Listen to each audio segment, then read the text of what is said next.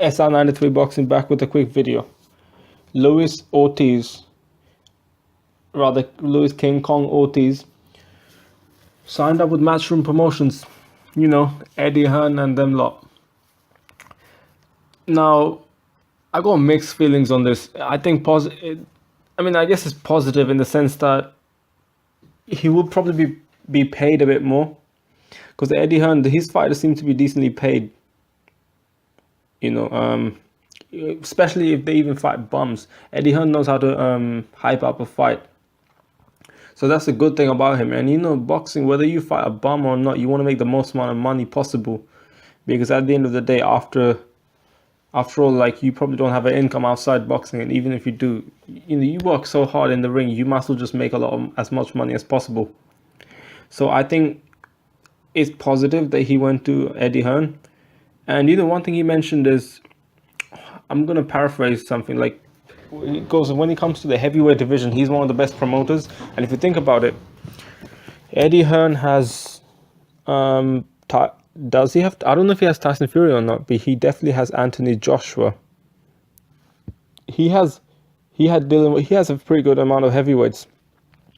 I can't remember the exact names yet.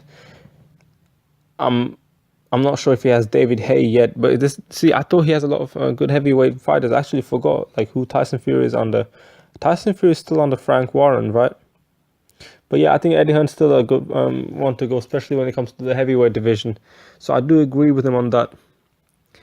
But you know, I feel like Luis Ortiz is doing this not only because of the big money. I'm fairly sure he wants the money as well. Who doesn't? After when you're working this hard, because boxing is a difficult sport, right? But Eddie Hearn is now expected by Luis Ortiz to offer him the big fights, at least more often. Luis Ortiz, in my opinion, is the most underrated fighter in the heavyweight division. He's probably the most avoided fighter in boxing right now. People put that attention on GGG or Keith Thurman. No, man, no, not Keith Thurman, not GGG, because Errol Spence is calling out Keith Thurman. Triple G, Canelo, like Triple G ducked from Canelo. And there's no excuse for that when Canelo's the A side and he's offering you to pay more money than you'll probably ever get paid from boxing, that is.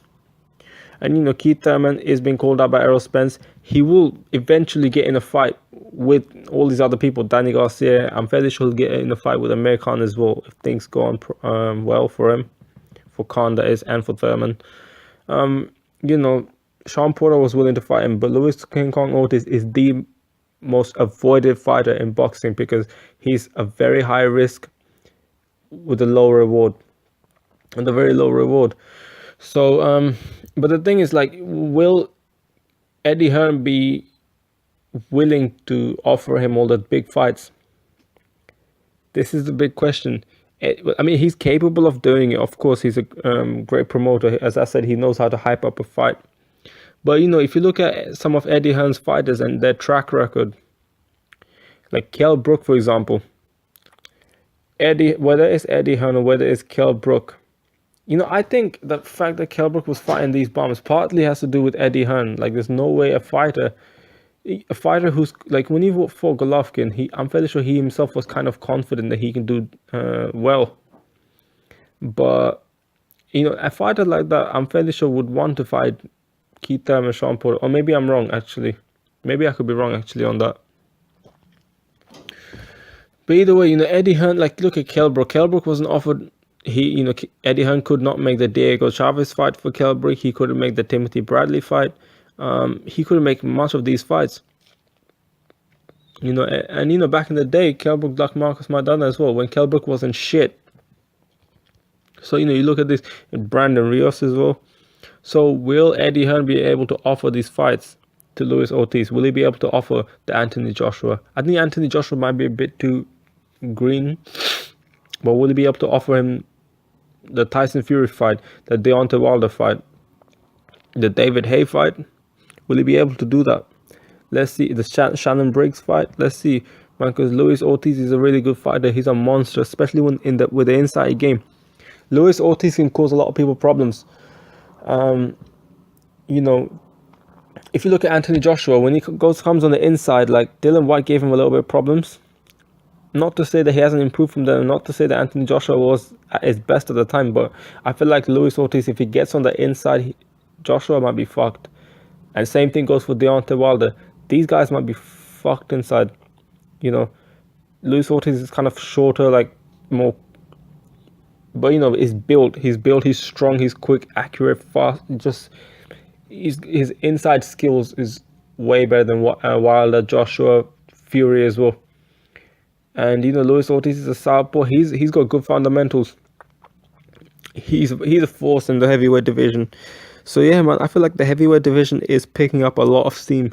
The heavyweight division seems, if you think about it, like I just thought of it now.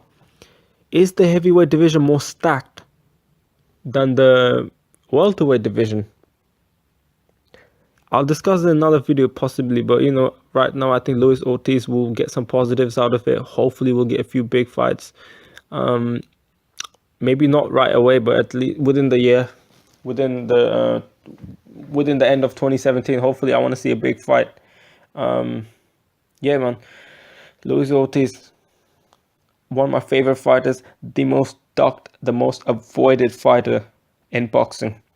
That's all I have to say. I'm SR93 Boxing, I'll be back soon. I was gonna say back with another video, like what the fuck, because I just finished my video, but I will be back with more videos shortly.